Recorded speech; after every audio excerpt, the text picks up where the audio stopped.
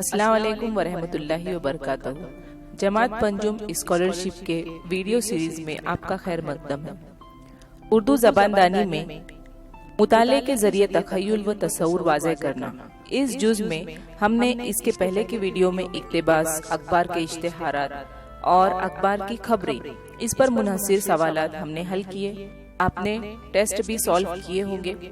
आज हम उसके आखिरी जुज़ की तरफ बढ़ने वाले हैं और वो है नज़म। आपकी स्क्रीन पर एक सवाल दिया गया है, मंदरजा झेल नज़म बगौर पढ़िए और उस पर मबनी पूछे गए सवालों के जवाब सही मुतबादिल के नंबर के दायरे में रंग भरिए। मैंने एक नज़म ली हूँ, पर 3 सवालात यहाँ पर आपके साथ में शेयर कर रही हूँ। नज़म है किसान। मैं पढ़ रही हूँ, आप गौर से सुनिए, आपको भी अच्छे तरीके से समझकर पढ़ना है। पसीना बहाकर जमीन तोड़ना है, उसे साफ करता डले फोड़ता है। जो सूखा पड़े तो कुआं जोड़ता है, किसी काम से मुंह नहीं मोड़ता है। वो दिन रात है खेत में अपने हाजिर, वो जीता है गोया के खेती की खातिर।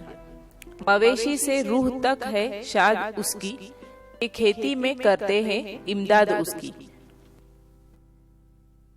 पली है जो नाजों से औलाद उसकी, ये रखेगी खेतों को आबाद उसकी। न होगा वो दुनिया में पर खेत उसका, हजारों बरस लहलहाता रहेगा। तो ये थी हमारी नज़म किसान पर मुनहसिर। उस पर है सवाल। सवाल नंबर 1, हजारों बरस क्या लहलहाएगा। हमने नज़म पढ़ते वक्त ही गौर से पढ़ना है कि उसका जवाब हमें मिल जाए। हजारों बरस क्या लहलहाएगा। हमने यहाँ पर आखिरी मिसरे में पढ़े हैं कि न होगा वो दुनिया में पर खेत उसका, हजारों बरस लहलहाता रहेगा। तो यहाँ पर जो सही जवाब है वो 4 नंबर का ऑप्शन है, खेत। इसलिए हम 4 नंबर के दायरे को फिल करेंगे। हमारा अगला सवाल है सवाल नंबर 2 कि काम से कौन मुंह नहीं मोड़ता है।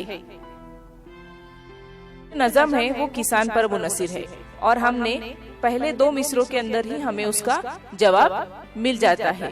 पसीना बहाकर जमीन तोड़ता है, उसे साफ करता डले फोड़ता है।